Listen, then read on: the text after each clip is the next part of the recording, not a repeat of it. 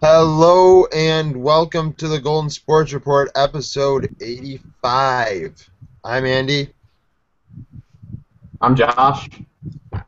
And I'm Sean.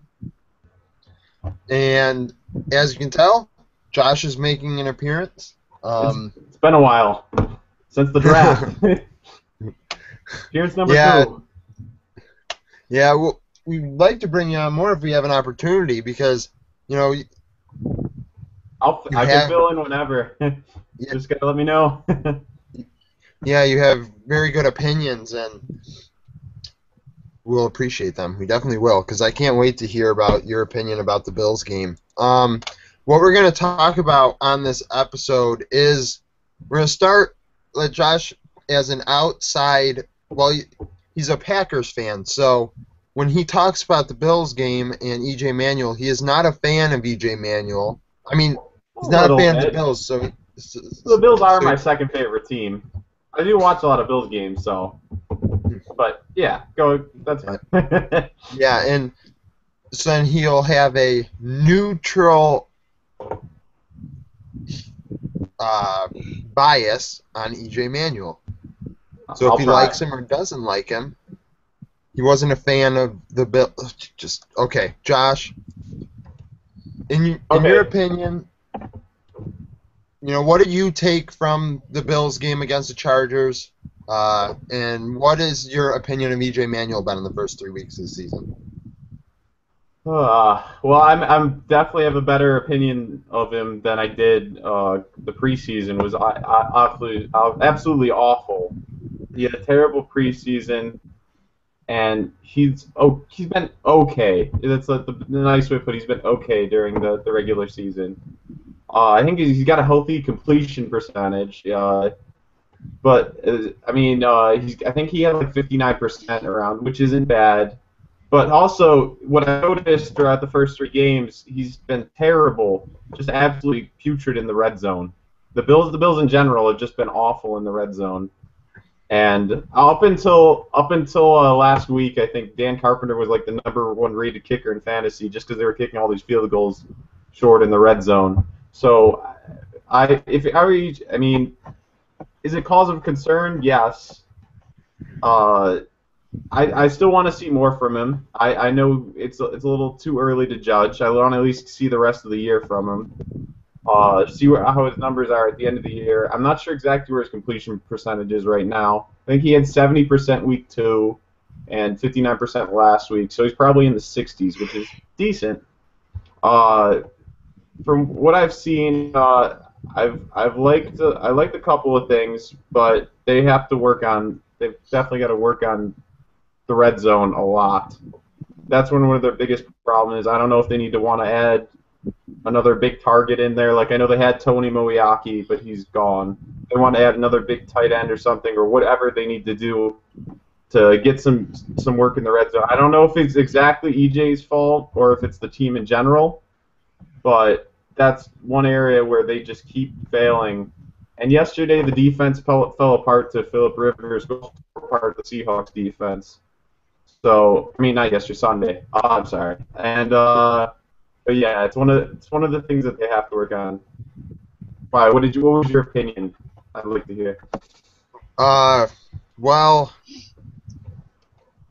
I'm a very pessimistic and realistic Bills fan, in my opinion. I look at the team, I see what they do out there, and it's like, okay, we talked on Sunday. We were like, myself, Chris, and Dylan. We were like, what positives and negatives can we take from the game? And literally, we couldn't take any positives away from the game that didn't have some sort of negative in it. Like it seemed, yeah, Fred Jackson had 8 catches, but that's because E.J. Manuel didn't want to throw the ball more than Yeah. 15 yards. And when he did, it seemed like the wide receivers ran the wrong routes. I went to the game. I was so close to the sidelines, you could see the faces of the wide receivers when they came off, that they were confused that they just ran the wrong route. And Hmm. you're completely accurate with that red zone thing. I know Sean's gotten into arguments this week about it, and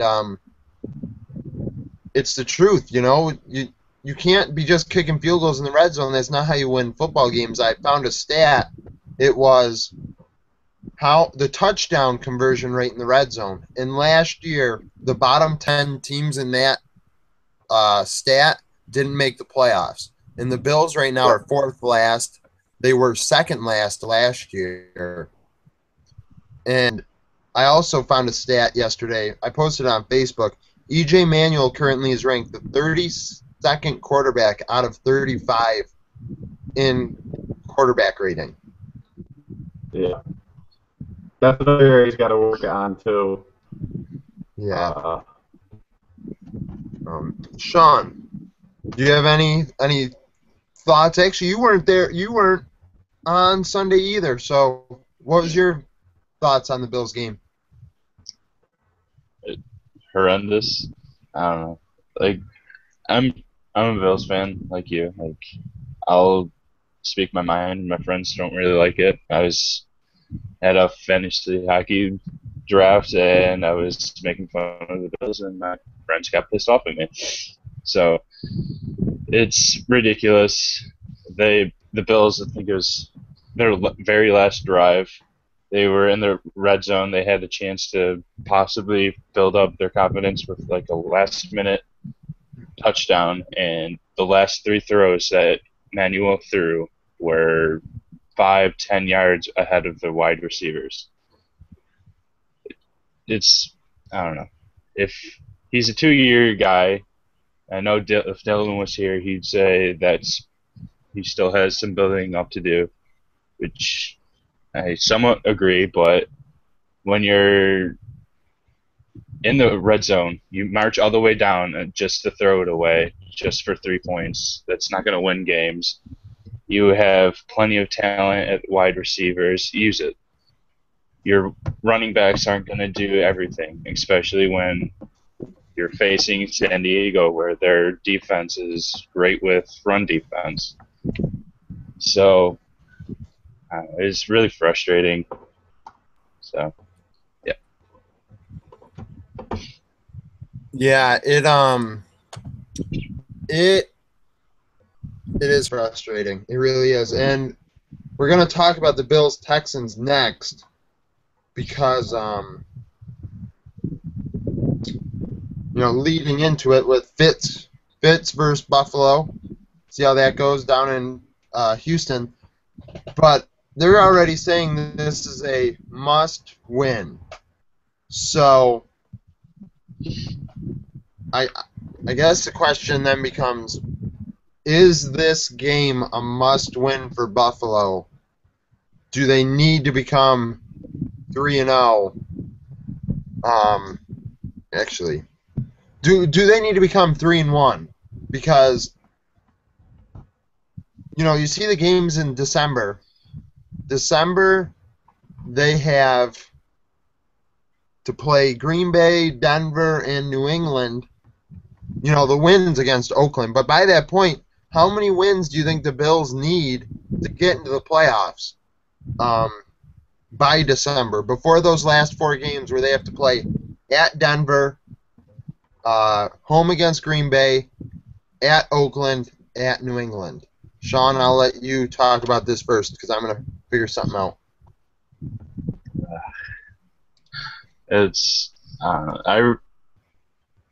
the beginning of the season, I didn't have Bills making it anywhere close to the playoffs, and I'm pretty sure I'm going to stick with that, especially if Manuel keeps this up. But if they do, for some reason, make it, they really have to push hard because the next few games aren't going to be easy. You got Texans with Fitz going against his old team. I'm sure he's going to get all excited and play hard. And then I forgot who the next game is. Who was it? Detroit. That's going to be a really hard game. I highly doubt we'll win that one. That's away too. So I don't know. In the month of October, I only see us winning 2, maybe 3 games, if that. So I don't know. I guess I'm just being really negative, but I really just don't see this team making it to the playoffs this year. Yeah, it's. I know I projected them to go like 4-12 or something, and everyone got upset. Um, um, oh, okay, okay. I got that link set up. That was important. I did not do that. That was bad on my part. Josh, how many wins? Yeah, but Uh, do you, before the season, did you think the Bills were going to make the playoffs? And no, I did not. okay, then I guess me asking you this is kind of open ended, but how many wins do you think the Bills need to have going into the last 4 weeks of the season to even have a chance at the playoffs? Going into the last 4 weeks, well, I think overall they're going to need to find a way to win. You got the Patriots, and I think the Patriots are still going to win the division. I I think that the Bills are going to probably need to go 10-6 to press into the playoffs, and I don't see that happening. I'm trying to find a way, but especially at the end of the season, I know the Packers are now having a lot of trouble, and there's a lot of questions there. But you still have to play the Patriots twice. You have to play the Broncos. You have to play. I know the Jets. They seem like they're a bad team, but they have an amazing front four. They have the best run defense in the NFL. You still got to play them twice. Chiefs have a decent team, and then there's a couple mixed games where I'm not sure, like the Lions.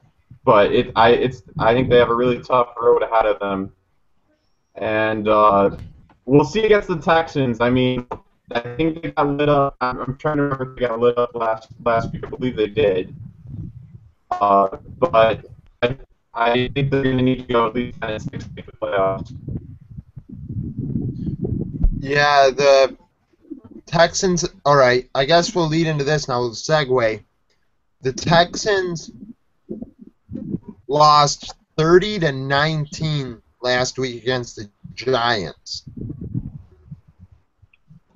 I guess we preview the game now. Do you think who do you think is going to win the Bills Texans game, and what do you think the Bills are going to need to have to do to win this game? I believe that the Texans are going to win. I don't know if it's going to be. It's probably going to be close, but it's. I think the Texans are home. I'm pretty sure, and they got it. I mean, they still have a deadly, especially with Watt, and I know Clowney's out, but they have a deadly team up front. I think it could be close. I think they have a chance to win. It's one of the games that they're going to have to win if they want to be a playoff team, though. This is because there's harder games. It's a tough matchup, but there's a lot tougher in the schedule than a Ryan Fitzpatrick team. They'll be some weapons and everything, but this is definitely a game that the Bills are going to need to win to prove this. This will prove. I want to see how they do in this game. This will prove to see if they're going to keep climbing or if the EJ problems will continue, especially in the red zone. That's something I think everybody should be watching, how well they can perform in the red zone. Yeah, they're like we said, their red zone offense is porous. It's like the reason they scored in the red zone last week was because Fred Jackson made an amazing play, breaking like 3 or 4 tackles on an 8-yard screen to carry somebody into the end zone with himself. Like, it seems like the wide receivers in Manuel just can't hook up. Sean, what is your thoughts on this game coming up this weekend, and who do you think is going to win it? Texans. I just have no faith in Manuel right now, and until he can prove that he can continue a drive and actually get a touchdown at the end, he's not going to change that. So, and with the Texas defense being the way they are, our running is going to be minimized. So Manuel's going to have to step up, and in my eyes, if he doesn't, we should bench him next week and say basically, like, if you don't step up, then you're going to lose your starting job. We have Kyle Orton, not the greatest QB, but if you're not really scoring, then you can't go wrong. So, like, just bench him. Maybe he'll wise up and try a lot harder. Um, maybe the team will follow. So, yeah. Yeah, like I, I think we're talking a lot about EJ Manuel because he's the quarterback of the team, and everyone's like, "Well, EJ, it's not all EJ's fault." And I'm going to use this moment to kind of talk about some other position on the team that's going to be really tested this week, and that's the offensive line. The offensive line sucked Yeah, ass. Like they're pretty it was, terrible. yeah, it was terrible against the Chargers. The Chargers do not have a good defensive line. Like, they don't have a great defensive line. I will say, they beat Seattle. That's an above-average defensive line. And Dwight Freeney is 100 years old and made Seattle Henderson, I said it on Sunday, look terrible. And, if you're about to go up against JJ, you better be ecstatic that on the other side there isn't Jadeveon Clowney coming. Because Cordy Glenn, I heard yesterday Joe B from WGR, he watches the All-22 every week and kind of grades players. He said there was a play where Cordy Glenn literally got thrown 6 yards, like just got hit and thrown 6 yards. And a sack came off of that play. And I was like, what? Cordy Glenn's supposed to be a up-and-coming left tackle. He's getting thrown around like a rag doll. And it's like this team, the quarterback needs to score touchdowns. The quarterback needs to throw the ball deep. But I also have to just, for every EJ Manuel, lover, I guess, EJ Manuel lovers, he hasn't really had a chance to throw the ball deep. He didn't have much chances to throw the ball deep last week because the offensive line was so bad. I must say, in scary situations, he ran backwards 10 yards, and that's a mistake. But we're talking about the Bills-Texans, so offensive line is going to be Go ahead. No, you go. Go. I was going to go on a topic about Bills that I think is pretty bad, especially in the offseason, something I've noticed. It has nothing to do with the team in general. I've had a problem. I don't understand a lot of the Doug Whaley moves that have been going on. I would not have done that giving away I like Dan Watkins, but I still wouldn't have given up 2 first-rounders to get a wide receiver, especially since we're a team that has a project quarterback that we don't know how he's going to do, and there's a great chance that that's going to be another high first-rounder this year. I don't know why they decided to add. I know they had Kyle Orton. I don't know why they took them this long to sign Kyle Orton. If they wanted him, I don't know exactly what was taking so long on that. And another thing I didn't like was I know we didn't need. I know Stevie Johnson's on the team. I don't know why we had to trade him for so little, but I mean, it's I really wanted to do. I think there's a bunch of great. There was a bunch of one reason I forgot who said it, but someone, an expert for ESPN, said, "Why would you trade up to get a wide receiver in a deep wide receiver draft?" Which is something that I thought about for a while, and that's something that should be pondered. I don't understand some of the moves that he's done. And plus, we have really done a lot to if the issues on the offensive line, which is where the Bills need to do a lot of work. Yeah, I completely agree with that Stevie Johnson thing. We trade him for a 4th-round pick. So basically nothing. Yeah. All right, well, he was a chance, but I mean, still, we didn't have to trade him.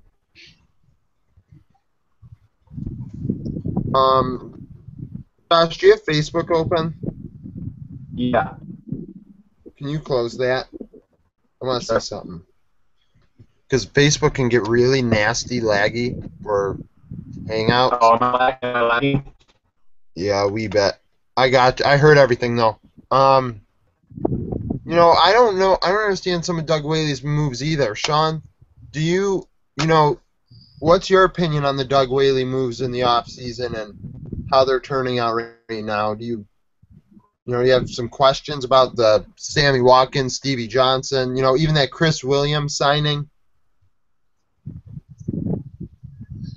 Um, I don't know. The only real problem that I had during the off season was Kyle Orton.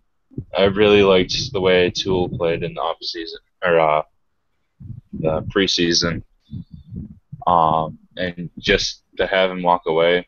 I don't even know who our other backup would be if EJ went down and Orton would have to start. But I don't know. I really, really wanted Tua to start this year, but that didn't come. And with Sammy Watkins and 2 first rounders, that's really annoying, especially if EJ continues to with his poor play. We're gonna need a new QB soon. So, and next draft, there's a couple great QBs coming up. Cough, cough, Golston. Sorry. Um, but yeah, I think we do. If he doesn't improve, then we have to look to the future and find a new QB that will last us longer than 2 years. So, yeah. Um, yeah, in the comments below, do you have any opinions on the moves by Doug Whaley? I know after a couple of weeks, we get to see how they're really turning out. And, Sammy Watkins has only had 3 games. He hadn't hurt all the first 2. I know some people will want to say that, but I don't know. Josh, I believe, is right when you say, why would you trade up in a deep wide receiver draft? That is beyond me. I thought, you got Brandon Cooks later in the first round, Kelvin Benjamin, Mike Evans, Cody Latimer. The list goes on. Jordan Matthews. You can just keep going down the list of wide receivers. And, Sammy could turn out being a great player. But, you traded pretty much 2 good players that could have been great for one sure great player in your mind. So, I don't know. It doesn't make any sense. It doesn't make sense. To end the Bills-Texans, I think Texans are going to win. Defensive line is too good for our offensive line. And I think based on how the San Diego Chargers wide receivers did last week, do you really think they're going to slow down Johnson and Hopkins when they couldn't stop Malcolm Floyd and Eddie Royal? Like, this is going to be a Texans win for sure. And with that, we'll talk about the next game. Because Josh is here, and we got to talk about more than one game every week. We should be doing the primetime previews, but we're not right now. The Packers play the Bears. Josh, who plays at home? I believe it's in Chicago.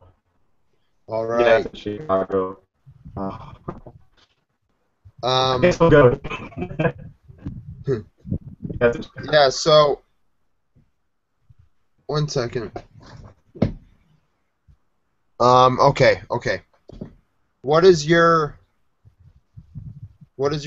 thoughts on this game? Your Packers, man? They're playing pretty rough, to say the least.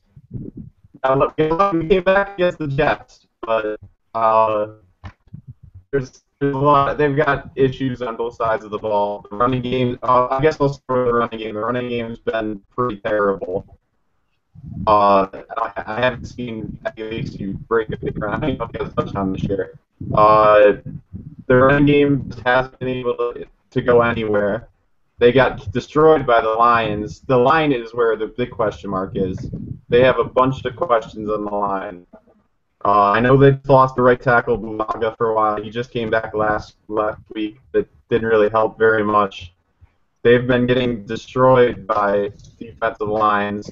Uh, when Sherrod filled in, he didn't look very good. I know we picked him like 2 years ago at the end of the first round.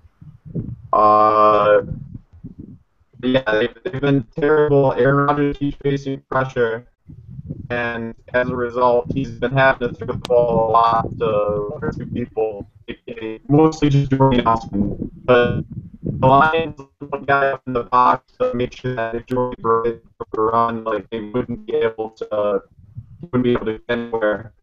So since he threw the ball last week a lot to Jordy Nelson, the team just didn't really go anywhere. And the Lions didn't look great on offense either. Ended up getting too well in the fourth quarter and did what they needed to win. The Packers just couldn't move the ball anywhere. They tried running it, that didn't work, and then they had to throw it. They got lucky enough against the Jets where they came back after being obliterated in the first half. They ended up making a comeback off of one of the big plays with the Jordy Nelson touchdown. What I thought was interesting about the Packers is through the first two games, Jordy Nelson had 9 receptions per game, and he broke 209 yards, which is on the week 2, which was great. But especially against Seattle, this questioning is he's been only getting about a small number of yards after the catch. He had 9 for 83, which is decent, but that's because he's been getting most of the targets. For example, in the Jets game, I believe he was targeted 15 times, and he caught 9 of them. So they're putting a lot of workload under him and relying a lot on him, where they need other people to step up. And they have a bunch of questions at tight end too. They're still waiting. I don't think Brandon Bostic's about to come back, but since they lost Jermichael Finley, they lost that big flow tight end to catch all the balls. They've got Andrew Corliss, who's mostly a blocker, but they still need somebody to help out, especially in the red zone. They need someone to catch the touchdown passes. And I know he's been okay. He's got a couple of touchdown grabs, but I'd like to see Randall Cobb step up more. And because he catches a couple, but he's been rather limited, and he's got to work on that. I do like Devontae Adams, the rookie. He's looked pretty good through the first couple of games, though he didn't do very much week 3. He had a great week 2. And another question I have, if you want to just keep going, is where's Jarrett Boykin? He hasn't really done much anything. He basically disappeared. I think Devontae Adams is eventually going to take over the number 3 spot. But yeah, that's just the offense. I could go into the defense if you want to, because I have a bunch of things to say about them. No, they have a lot of problems. Yeah. It sounds like us every Wednesday and Sunday talking about the Bills. It's just like there is a lot of players not performing well. I completely agree with the Randall Cobb thing and the even Eddie Lacy thing. Like the running game's not working. I have Lacy and Cobb on one of my fantasy teams in Sean and Chris's league, and myself and Dylan share the team, and they did terrible this week. It's like, God. No, but give us the lowdown on the defense. Well, yeah, first I'll say I have Roger Nelson Cobb and on my team, which I guess I put a lot of my eggs in one basket. But this is amazing, and we split both of those. I will get 1, 2. So my team's going to Packers, and the back of the Aaron Rodgers really for the first 2 weeks. Something interesting that has been for week 1 and week 3 was held to both games held which is such a Aaron Rodgers is pretty terrific. All right, the defense. That's what we're going to get. I guess I'll start up front. The front were terrible. The front around you with the rest of the season. So they're doing all the line and good. And people up front who I might need and all that. And it was sure they have a run defense is terrible. Uh, the linebackers are getting older, is still there. They're getting older, and it's especially when they're getting over. And the past game has been okay. I like some of their secondary. They got to work on some of it. I do like Clinton Dix. I know he has a bunch of rookie mistakes. He's spinning a couple of penalties, but he caught up. I think he caught up there.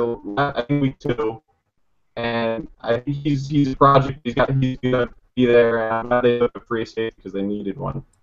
Uh, Other things to note. Trying to think exactly. They just got to work on a bunch of holes. That's it. And I think they're probably going to win before, but I hate saying that Chicago. You might be able to tell. But they have a bunch of things they need to work on, and so I can see that the offensive line can protect against their defense, and they have a decent defense, especially against the pass. It's going to be questions. Oh, they're going to do this year. But there's my short opinion on the Packers. Hey, it sounds a lot like when we talk about the Bills. You know, I guess I'll let Sean say what he thinks of the Packers-Bears game before I get back to you. Then I don't want to get him. He looks like he's falling asleep. Look at him. Anyways, before I say, I just want to say sorry about the internet. Everybody's watching. I'm at St. Bonaventure University, where I go to school, and the internet's terrible. So that's why I keep breathing. Blame my school. That it explains it. It explains why you read so much. It really does. Yes. Sean, who do you think? It was worse. Go ahead. All right. Don't really follow the Packers very much. But from the little I've seen, their running hasn't been as great as last year's. Eddie Lacy was injured, I think, the first game. And he hasn't really recovered since then. I don't know if Randall Cobb was injured or not. I don't know if you mentioned that. But Jordy Nelson getting most of the looks, and Rodgers, like you said, the offensive line isn't great, so he has to scramble most of the time and essentially miss his targets because he's under pressure most of the time. So there's that, and the defense not as great as they once were. I don't know if they don't really know if they have any young guys, but Matthews and Hawk, I don't know. But yeah, that's my attempt to talk about the Packers. Hey, it's not as bad as us trying. Go ahead. I'm sorry. No. You. No, you can talk and answer. Well, oh my God. Sorry for my incapability of trying to run this show. Josh, you say what you wanted to say. They definitely. I mean, like I said, other than Hoffman and Clinton Dix, they have very little rookies. They got Josh Boyd,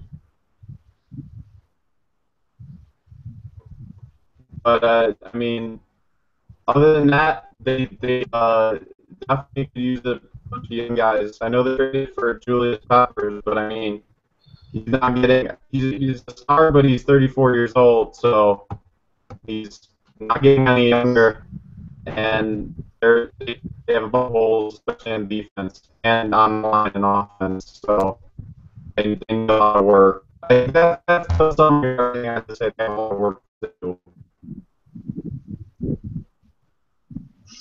Got lucky last year. What's that? I think got lucky last year making the playoffs, especially Robin's injury. But I guess we'll have to wait and see how they do in Chicago. It's going to be a nice Did test they for play? Yeah. Sorry They have about a great- sorry about all this stuff going on over here. Garrett's trying to look for his charger and don't know where it is. Not. I I'll don't tell speak it. Garrett we're busy. I did, and he got all upset. So, Yeah, he don't making care. the jump. He's a bum. All right. So I guess I'll. Oh, Josh, did you say who you think's gonna win the Packers-Bears game? The Bears, The Bears. unfortunately. Okay. I also am gonna go with the Bears only because they're home. I really think the Packers are gonna have a good week this week, and I'm really hoping they do because I need Lacey and Cobb to have a good week. I hope But- they do too. I think that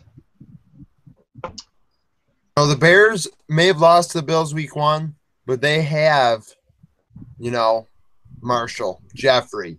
Their defense is playing well. Kyle Fuller looks like an animal out there right now. He's amazing for them. So I'm gonna have to go Bears as well. They beat the 49ers. A lot of people, I said on Sunday, a lot of people thought that team was going to be in the Super Bowl. I did. And it lost to the Bears, and now it's like, oh, God, who's going to be in the Super Bowl? There's only 3 teams that are undefeated right now, and it's the Cardinals, Bengals, and Eagles. Eagles. That's awesome. Yeah, so it's like, oh, God, the Cardinals are undefeated. Holy crap. That won't last very long. All right. Our next topic is not going to be about ball. It's going to be about hockey. I didn't watch the preseason game last night. I don't believe. Did either of you watch it? Wasn't on TV or the internet, I don't think. I looked for it and I couldn't find it. I saw the first one So though. Sean, you didn't get to see it either. Nope. Did you get to see the first one? Parts of it. I saw the first 2 periods or so. All right, so I guess we'll talk about the preseason as a whole then. The Sabres won 2-0 last night. I'll talk about what Chris told me today. Chris went to the game last night. He filled me in. He said, talk about my opinion of the game from last night on today's show, and then we can draw some conclusions about how the preseasons went so far. First line did amazing. That Ennis, Molson, Stafford line, 2 goals. He didn't understand why Delorier was with Reinhart. He said, you got Chris Stewart, Reinhart, Delorier as your second line, and he just said that line just didn't work. It just said there was too much power and not enough skill. Like, Reinhart was the skill guy, but he had nobody. He was like, you give the puck to Stewart, but he's also not looking to shoot it. And Delorier isn't looking for a pass. Delorier wasn't paying attention, I guess, last night. He didn't understand why Grigorenko was on the 4th line. He actually said Grigorenko should be on the team this year.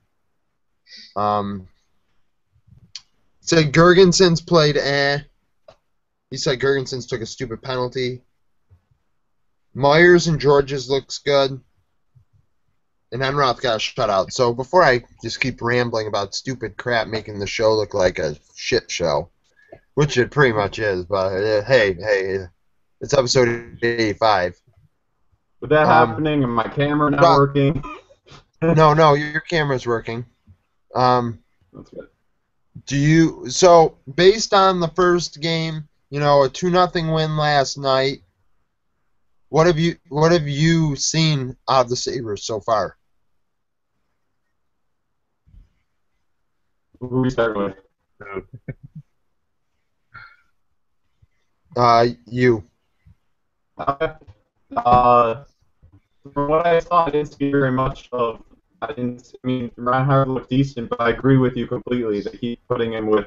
I think he was with Foligno, and I'm not sure the other line mate. I think it might have been Delorier the first game, but they keep putting him with non-skill guys for some reason. I don't know why Nolan's doing that in particular.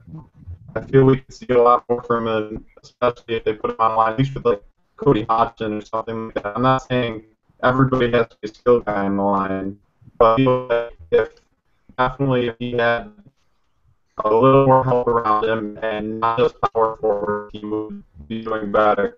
I think Nolan took his press conference of trying to like protect him or something like that. They're putting people that are watching his back, but it hasn't really been working that much. The first preseason game, from what I saw, the Caps were all over the Sabres, especially in the first period. I know Burakovsky scored. Ovechkin had a couple of decent shots, and then he got a penalty. I didn't see the second game, so I couldn't tell you. I heard they were decent, at least the top scorers in the Sabres were. But I think we're the only line we still have lots to work on. I mean, Ennis Hodgson and Ennis and Molson look good together, so I hope they stay together. That's something I do like about the team. I'm glad they got Molson back in the off season. Uh, some of the Sabres moves in the off season too. I like. I don't know why I had a couple like Mazzaro or Benoit. They could chose one of them. Uh, we're definitely a lot forward too. So I would have liked to see more of the young guys play this year, but from the first preseason game, it looked okay. It looked like a young team. I think it's the best way to Yeah, put it. yeah, the young guys, you know, they're trying. They're trying. But I understand the Reinhardt defense. Like, I'm trying to keep players on the ice that keep him safe in the preseason. But at the same time, these are not going to be the guys he plays with during the regular season. I know Chicago, maybe he's looking at what Chicago does with Pat Kane, where they put, like, Andrew Shaw and Brian Bickle on his line once in a while, just to keep, well, they used to, because Bickle's not there anymore. But keep them on the line to make sure the player stays safe. I can see why you do that, but at the same time, I don't think anybody's going to go after him in the preseason. Uh, Sean, what is your thought on the Sabres after 2 games? um, I think we're pretty good. I mean, you can't go any worse from last season. And just to put my opinion into that Reinhardt thing, I think that they should just put him on to like a normal line that he would play on, and if he does get hit, then it basically teach him. Like no one's gonna be there. Well, sometimes most of the people aren't gonna defend you. You have to defend yourself. You have to be smart, keep your head up, and if someone hits you, you learn from it. And if you're on a line with Delorier and Stewart, I think that's what his line was. Uh, they're always going to come to your aid because you're small, you're vulnerable. But if you get hit, knocked down, you learn from it, and it makes you smarter. That's my idea. I'm probably not going to listen, but whatever. Um, young guys, defensively, Ristolainen and Zadorov a little disappointed. Mostly with Zadorov, although he did have a beautiful hip check against I want to say it was Capitals. It might have been Canes. Um, but he's going to be a nice addition when he decides to actually put effort into what he's trying to do and hopefully mature. And Risto, I think he needs one more year in the AHL. He's going to be another awesome defensive player for us. What else? Enroth, very happy with him. I really hope he's the starter for our team. Although I don't think Neuwirth started yet. So it's going to be something to look for. And Andy, did Chris talk about Lemieux in his first game? He said, all right, so I guess Lemieux's not as big as we thought he was. He said Lemieux tried to clear the front of the net, and this is all he remembered of Lemieux last night. He said he tried to clear the front of the net, and a bigger Stahl brother, the third Stahl brother, Jared, because Jordan was hurt and Eric isn't playing, Jared got up in his face, and then all of a sudden Patrick Coletta came to save Lemieux's ass, because I guess Lemieux is not, although he is a tough guy in the OHL, father was a tough guy, apparently he needs to put on some weight. So from what I understand, what I'm getting from this is he's going to definitely need another year down in the OHL, and he's going to have to come in next year with another 20 pounds because he isn't big enough. So I really hope he can stay in the AHL. It's just to get the NHL experience with all the other guys down there. Matt Ellis, I think he's going to be down there, I believe. He's going to be a nice person to train with. Get some weight on you, and hopefully come back next season and be a nice wrecking ball that actually scores, unlike my friend Mr. Coletta. I wish I would have been able to see how he's skating after his ACL. I know he was really, really nervous to play yesterday because this season's going to be a make or break for him. And to be honest, I don't think any other team would want him. So yeah, I'm pretty happy about this team. I don't think we're going to be good, but we're going to be better. Something I should probably tell you, Lemieux cannot play in the AHL. Why? Yeah, I was going to say, doesn't he have to go back to Barrie, the Colts, if he doesn't play in the he's got to he's probably going to go back to junior. Yeah, if you're not 20 years old, you played your junior hockey in Canada, you have to play. You can't go to the AHL. You have to go back to juniors. Yep. If you play in the United States Hockey League, if you play in college, if you play in Europe, you can be 18 years old and play in the AHL. But if you are from a Canadian Hockey League, you cannot play in the AHL. That's why Grigorenko had such a problem, because we couldn't send him down the last 2 years to Rochester. We could only put him in juniors. Unless, say if Rochester makes the playoffs and Lemieux's season's over in juniors, he can go play, but he has to first play the season in juniors before he can go to Rochester. Do you kind of understand that? Like, why do they have to do that, though? I feel like that has something to do with money. Okay. So it's OHL and the WHL and the QMDL, their contracts. So that way they can do players again. Because that's how they get most of the players by looking at, especially the top NHL prospects. You want to see something play who are honestly a lot of fans want to see him develop. That's still a contract, so they have to go back to under 20, unfortunately. So I really want that, but it's still their talent, basically. Yeah, it's mainly, they want to have good players down there. They don't want to lose them.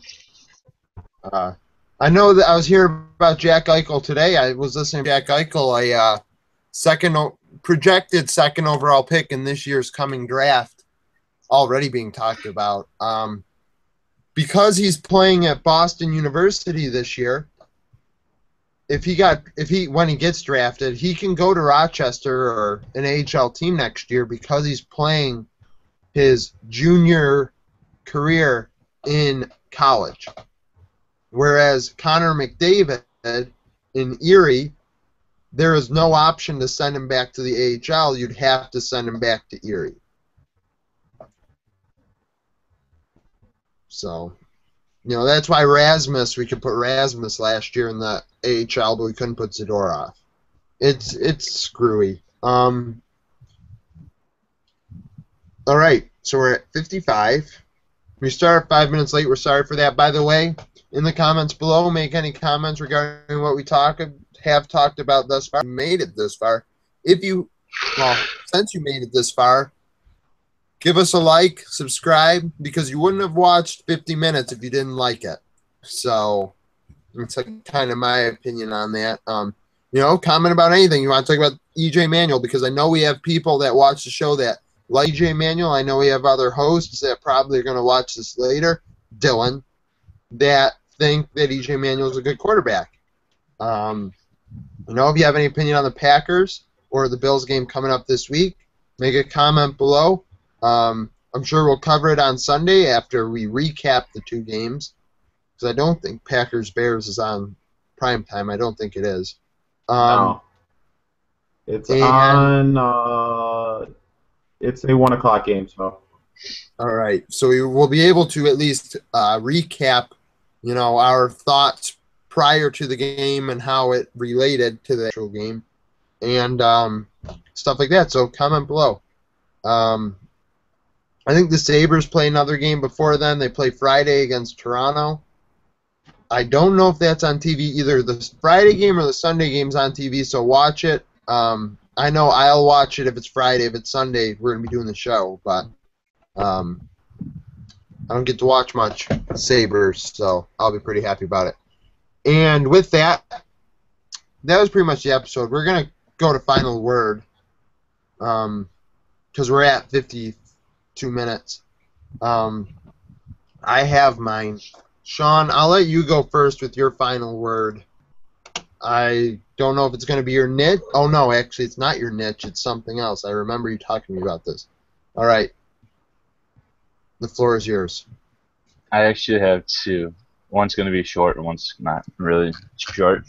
I'll go with the longer one first. Adrian Peterson coming out and writing a letter about Hope Solo and her assault charges that she's been, I don't know the word. She hasn't been convicted, but she's going to trial. She pled not guilty to punching a 17-year-old nephew in the face and then punching, I believe, his mother in the face. I don't know if you know Hope Solo, goaltender for women's national team. She's a big girl. She's not heavy, but she's built. She can kick my ass. Pretty sure she can kick any of your asses. Probably. She's a scary woman, and she punched a 17-year-old in the head, and she took a broom to the face and still punched someone else. And the fact that she's still playing for the national team hasn't done anything in ways of suspensions or anything.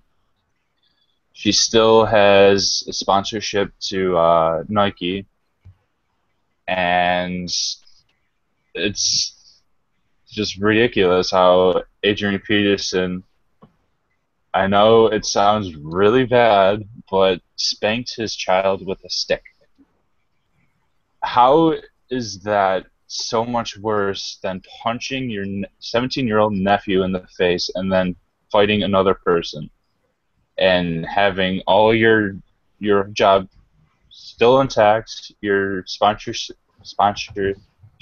I can't talk today, and basically just not having anything happen to you. It's annoying, and Adrian Peterson came out and said this is bullcrap. It shouldn't be happening, and I agree with him. She shouldn't be playing, although they have the World Cup, I believe, this coming season. I don't know if this next year. But she, I don't know.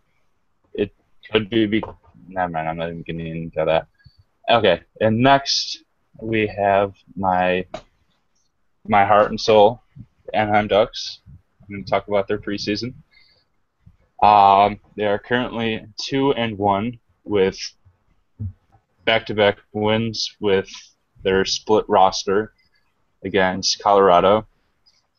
I think it was 5-2 with their backups and 4-0 with their kind of starting lineup.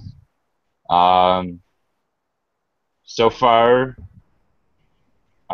Raquel, he's been very nice or very good during the games. He's definitely grown since last season. He's going to be a nice addition. I really think he's going to be staying up, maybe on the fourth line with Smith.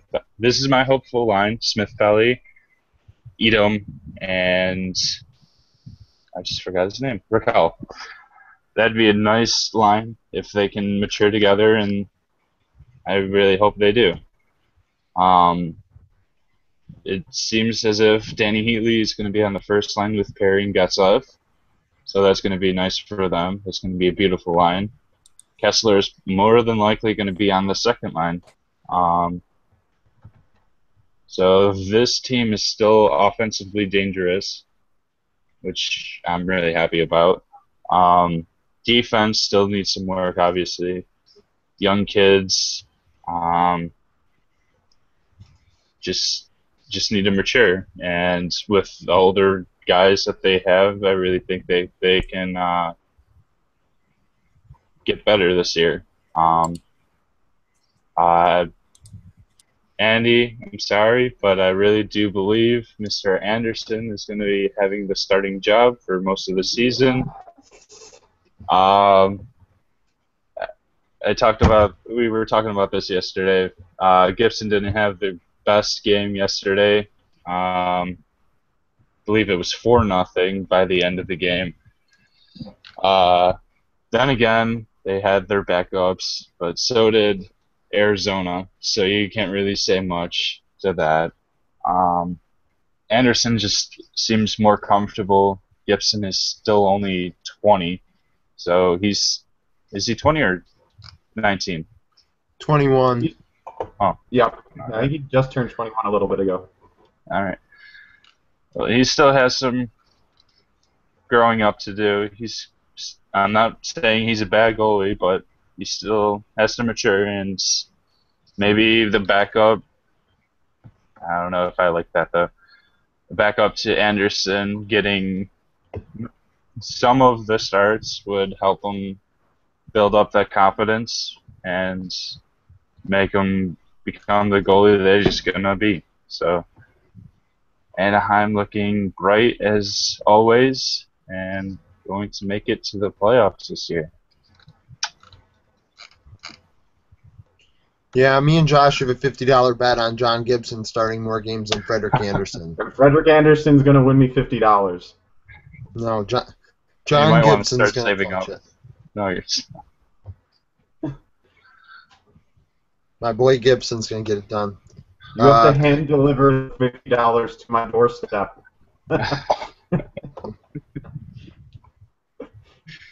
Oh, my boy Gibson's going to get it done. Next My year. boy Gibson will... No. Frederick Anderson will get traded, and the whole thing will be voided. Watch.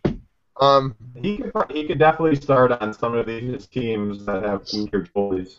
He does get traded. Yeah. Nashville could use him. All right, Josh, what do you have? I know this is your first final word ever. It is. So here you go. All right. Well, since I didn't know you could do the show until about 10 minutes before the start of it, I threw something together on the whim.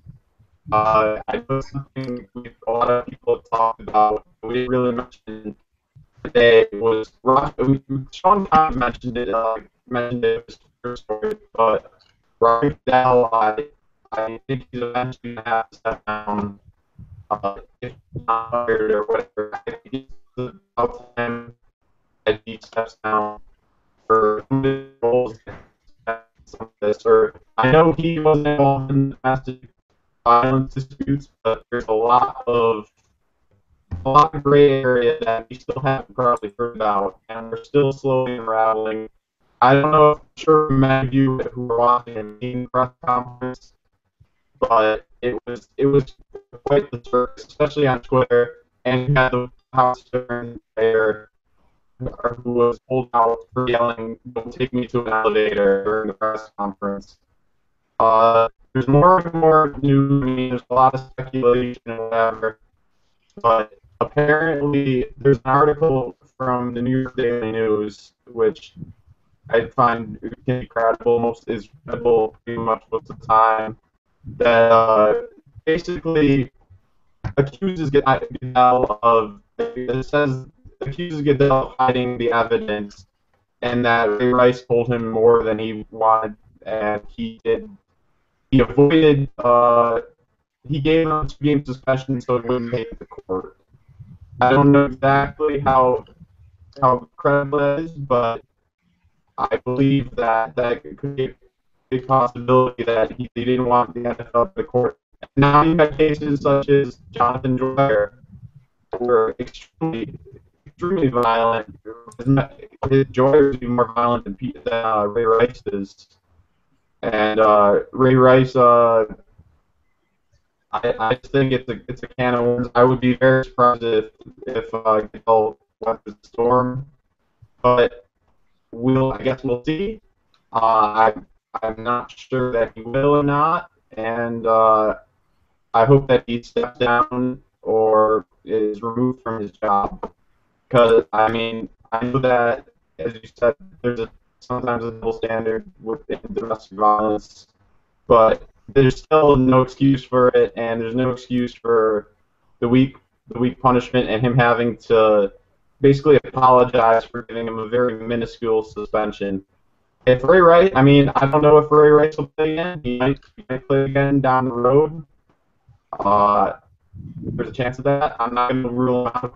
I didn't think Mike Vick would ever play again, but he's back in the NFL. But there's a lot of issues going on in the NFL, especially in their management. And there's rumors that the Baltimore Ravens front office had the tapes and stuff like that, and that Harbaugh wanted to fire him, get rid of Ray Rice in February, and they had a disagreement about that. But either way, from what I know is a fact, that's all speculation. For what I know is a fact, I don't think that he should have his job anymore.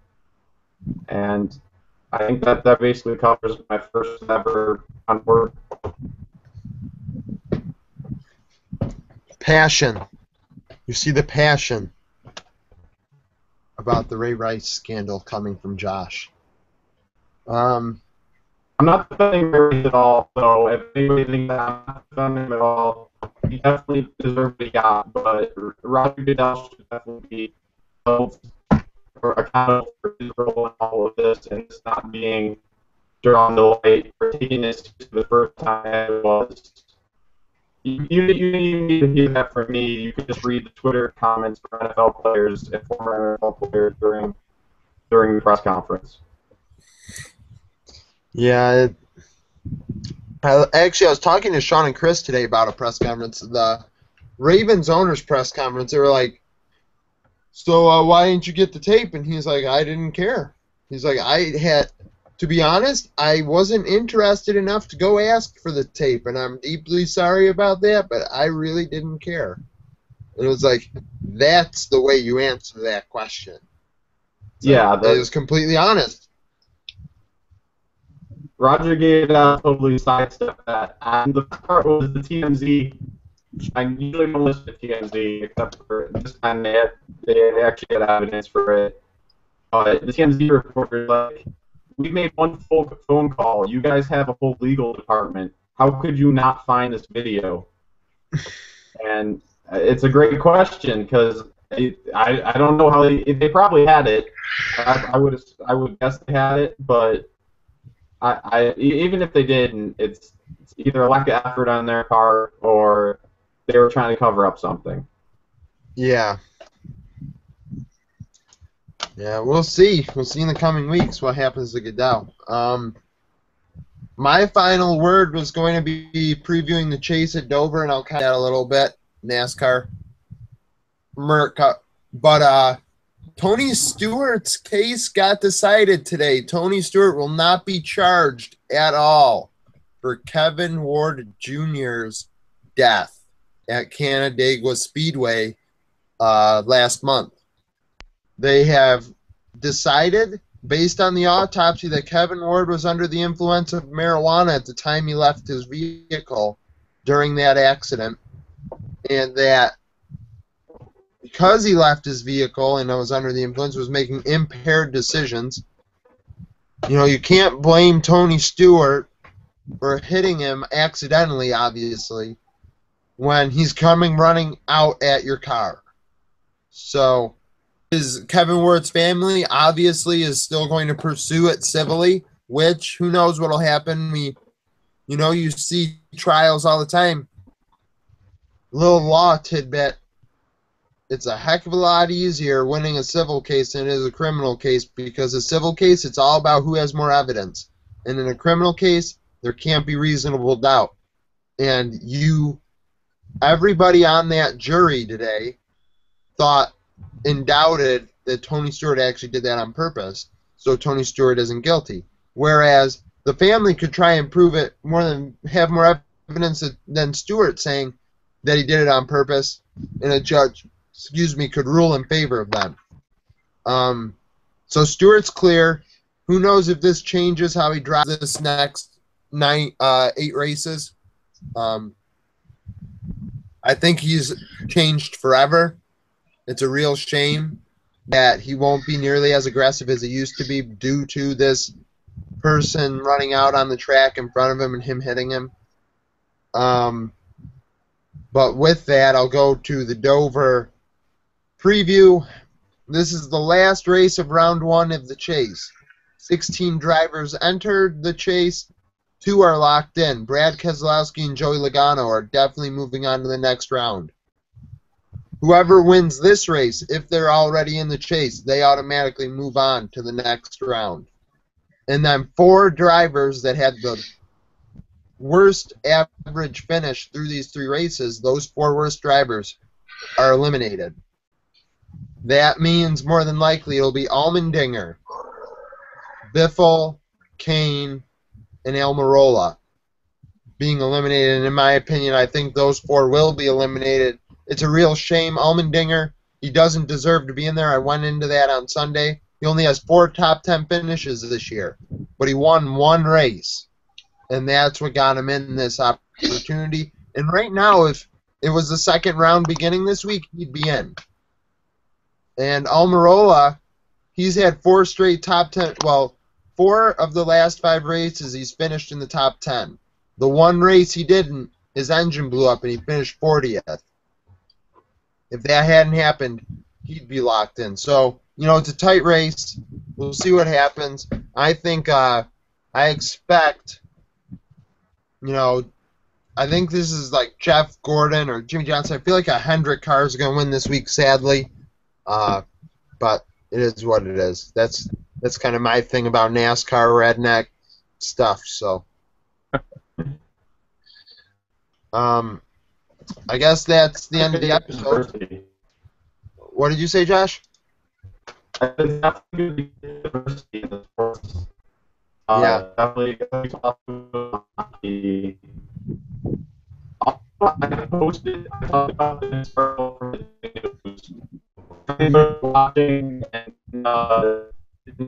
Ray Rice, Roger Goodell, I don't know if it's exactly true, but I posted it, so you could take it and leave your opinion about it. Sounds good. I don't know. This Sunday is the last game of Derek Jeter's career. I don't know what Dylan has planned. Dylan's supposed to be on Sunday. It may be a Derek. I'm going to ask him. I don't know if he wants it as a final word. If he wants it to himself, we'll let him have it. But if not, we may do a Derek Jeter themed episode for Dylan. Maybe Dylan won't cry. He's probably gonna cry. He is going to cry. Poor little guy.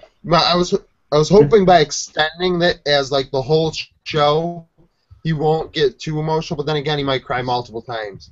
But think about that title: Dylan cries. That sounds like a lot of views right there. Sounds like a plan. Okay. Thank you for watching. This was the Golden Sports Report, episode 85. We covered Bills. We covered Packers. We covered Sabres, we covered Ray Rice, we covered the Anaheim Ducks because Emerson Edom's the best left winger on Anaheim. And there were hopes. So, thank you for watching. This was the Golden Sports Report, episode 85. Like, comment, favorite, subscribe. Bye. Peace out.